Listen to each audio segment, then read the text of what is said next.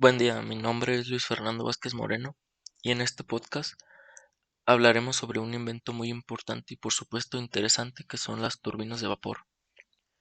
Este ha sido un gran invento que ha impactado al mundo ya que hasta hoy en día sigue siendo muy requerido y se sigue innovando. La aplicación de las turbinas de vapor, o sea, ¿para qué se usan? Por ejemplo, hoy en día tienen muchas aplicaciones gracias a su versatilidad. Un ejemplo de ellos inicialmente sirvieron como motores de embarcaciones que requerían mucha potencia. El primer barco con turbina de vapor fue la turbina de Pearson. De este señor hablaremos un poquito más adelante ya que ha contribuido mucho pues a este invento que fue en 1895. También por otro lado, en la industria las turbinas de vapor se utilizan sobre todo en compresores y bombas, si bien las aplicaciones más importantes tienen que ver con la generación de energía eléctrica. Se estima que las turbinas de vapor intervienen en el 75% de la energía eléctrica producida en todo el mundo. O sea, hoy en día necesitamos muchísimo de ellas.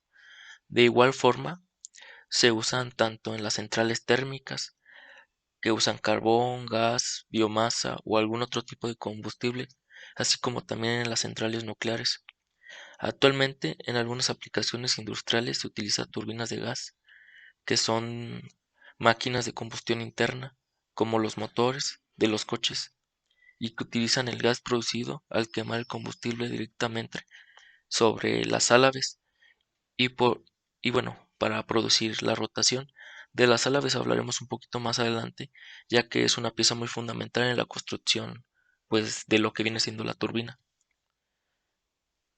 Bueno, estos ejemplos es para que se den un poquito más la idea de cómo este invento ha contribuido muchísimo en, tal vez en temas industriales, económicos y hasta en nuestra vida diaria, que aunque no lo vemos, pues ha servido, por ejemplo, para la generación de energía eléctrica, como ya lo había mencionado.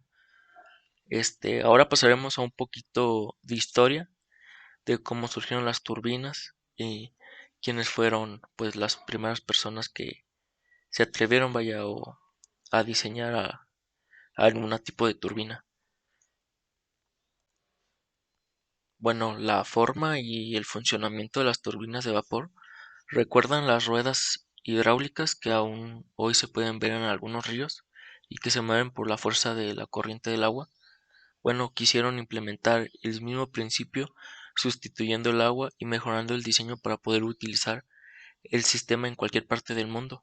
Históricamente, la primera turbina de vapor de la que se tiene constancia fue construida por Girón de Alejandría alrededor del año 175 a.C., la cual consistía en una esfera metálica con dos toberas en sus polos y orientadas en el mismo sentido por donde escapaba el vapor. La esfera giraba diametralmente apoyada sobre las calderas por los conductores de entrada del vapor. Hasta el 1629 no se tiene constancia de un nuevo diseño independiente de una turbina de vapor. Giovanni Brains utilizó un chorro de vapor para impulsar el giro de una rueda de molino de agua, aunque no logró aplicarlo a ningún uso industrial útil. La primera aplicación industrial para una turbina de vapor fue patentada en Suecia por Dilbel en 1878 y consistía en una máquina centrífuga que revolucionó la producción de leche impulsada por vapor. El último impulso para la utilización de las turbinas de vapor con fines industriales y comerciales la dio Charles Pearson en 1884 con el diseño y construcción de una turbina de vapor de alta velocidad que podía alcanzar hasta los 18.000 revoluciones por minuto. A principios del siglo XX, la mayoría de barcos modernos eran ya equipados con este tipo de turbinas.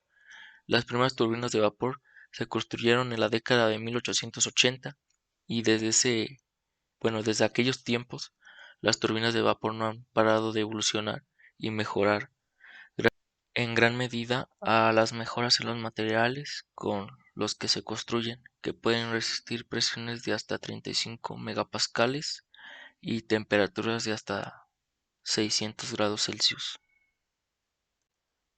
Ahora pasaremos a un tema bastante interesante que tal vez las personas que estén escuchando esto no sepan qué es una turbina de vapor en sí. Bueno, las turbinas de vapor es una máquina térmica de combustión externa, giratoria, que transforma la energía cinética del vapor en energía de rotación. Ahora, por si aún no les queda claro, pues aclaremos un poco más la definición, empezando como ¿qué son las máquinas térmicas? Bueno, las máquinas térmicas realizan un trabajo mediante calor, que es calor de trabajo, en este caso el calor que se necesita para generar el vapor que la mueve, convierte el calor de vapor generado en trabajo de rotación. La máquina térmica externa, como es el caso de las turbinas de vapor, la combustión se realiza fuera de la propia máquina, es decir, la producción de vapor mediante el calor se realiza fuera de la turbina. La energía cinética, muchos también se preguntarán qué es. Bueno, la energía cinética es la energía de movimiento. En nuestro caso, la energía cinética, que es el movimiento del vapor debido a la presión a la que está, se transforma al golpear la turbina en movimiento de rotación de la propia turbina. El vapor perderá calor y presión, o sea, velocidad, al golpear la turbina. Bueno, y este es el principio de que se usa en las turbinas de vapor. Espero y les quede un poquito más claro. De todas formas, veremos el funcionamiento y lo entenderemos todo mucho mejor. Pasaremos ahora a un tema bastante importante que es cómo funciona una turbina de vapor en sí. Bueno, en una caldera se obtiene el vapor haciendo hervir el agua. El combustible para calentar el agua puede ser gas, petróleo, carbón o incluso uranio, que es el que se puede utilizar en las centrales nucleares. El vapor de agua producido es un vapor a mucha presión, o sea, a altas presiones y con alta velocidad. Para que les quede más claro, imagina una tetera donde calientas el agua para hacer café. Esta tetera nos referimos a la caldera y la salida de vapor por el agujero de la tetera, que es ese sonido que hace la tetera para indicar que el agua está caliente. Bueno, pues funciona exactamente igual. Y a través de unos tubos llamados toberas, el vapor generado en la caldera se lleva hasta las turbinas. Este vapor conducido por las toberas hasta las turbinas, al llegar a la turbina golpea las álabes, que son las palas, y hace girar la turbina y pues su eje. El eje de la turbina se llama rotor. Como verás, la caldera no forma parte de la turbina propiamente dicha, es un elemento externo a la turbina, solo que está interconectadas por las toberas. A una fila de álabes, que son las palas, se le llama carrete. Una turbina está formada por varios carretes y cada carrete tiene varios álabes. En definitiva, la energía química del combustible utilizado para calentar el agua se transforma en energía cinética, que es el movimiento de rotación del eje. Si el rotor está enganchado, por ejemplo, a un dínamo o un generador de electricidad, al moverlo producirá corriente eléctrica. Una vez que el vapor sale de la turbina, ha perdido su fuerza y parte de su calor, pero el vapor que quede a la salida lo aprovechará condensándolo, o sea, convirtiendo de vapor gaseoso a líquido y lo volveremos a llevar a la caldera para posteriormente volver a calentarlo y utilizarlo bueno, de nuevamente en el circuito. Es como un ciclo. Como ves, pues es un circuito cerrado de vapor y líquido. De esta forma aprovechamos el calor y la presión residual del vapor a la salida de la turbina, siendo muchos menores las pérdidas que si lo enviáramos al exterior, o sea, a la atmósfera, eh, ya que será pues perderlo totalmente. Las pérdidas son menores y el rendimiento de la máquina es mucho mayor al ser un circuito cerrado. La forma de condensar el vapor a la salida de la turbina es mediante lo que se conoce como un condensador. Simplemente son unos tubos de agua fría que al entrar en contacto con el vapor de las turbinas enfría el vapor y lo condensa.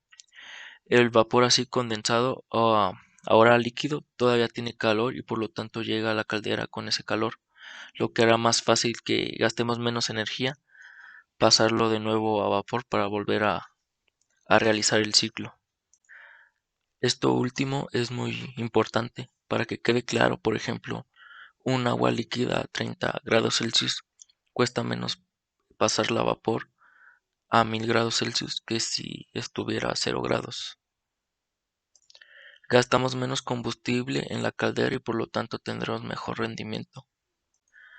Para mejorar el rendimiento, a veces las turbinas tienen enganchado a su eje dos o tres turbinas diferentes, de tal forma que el vapor golpea primero a la primera, después la siguiente y así una a una hasta salir por la turbina.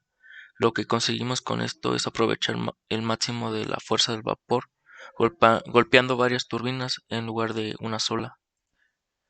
Se trata de que salga la turbina con la mínima presión y que todo lo que tenía se aproveche al máximo antes de que salga de la turbina. Si tiene tres turbinas, se llama respectivamente turbina de alta, de media y de baja presión. La primera será golpeada con el vapor en alta presión. La segunda turbina será golpeada con vapor a media presión y la última a baja presión. Esto mejora de nuevo y el rendimiento pues de la máquina es mucho más eficiente. Vemos aquí que no se desperdicia nada de presión de vapor, ya que cada una de las turbinas está diseñada para aguantar ese tipo de presión, ya que cada vez que el vapor golpea a, pues a las turbinas, pierde su presión, pero igual se aprovecha. Ahora pasaremos a los tipos de turbinas de vapor. Tenemos dos tipos generales de turbinas de vapor, las de acción y las de reacción. Las turbinas de acción, el vapor se distribuye a toda la sección por medio de toberas. A la salida de las toberas, la energía del vapor se transforma en energía cinética que mueve a los álabes. Suele tener varias toberas de entrada de vapor. Las turbinas de acción y reacción, también llamadas solo turbinas de reacción, están formadas por carretes con álabes fijos y álabes móviles montados de forma alternativa. Los fijos actúan como toberas dirigiendo el vapor al siguiente carrete móvil. Bueno, estas turbinas son las que hoy en día pues se usan, existen y pues cada una se implementa pues para las necesidades que vayamos a cubrir. Como vemos es un tema este invento muy extenso y muy importante. Este y pues para darles un poquito más a conocer sobre esta gran aportación que se hizo. Bueno, esto sería todo de mi parte, espero y les haya gustado. Este, muchas gracias por escucharme y nos vemos.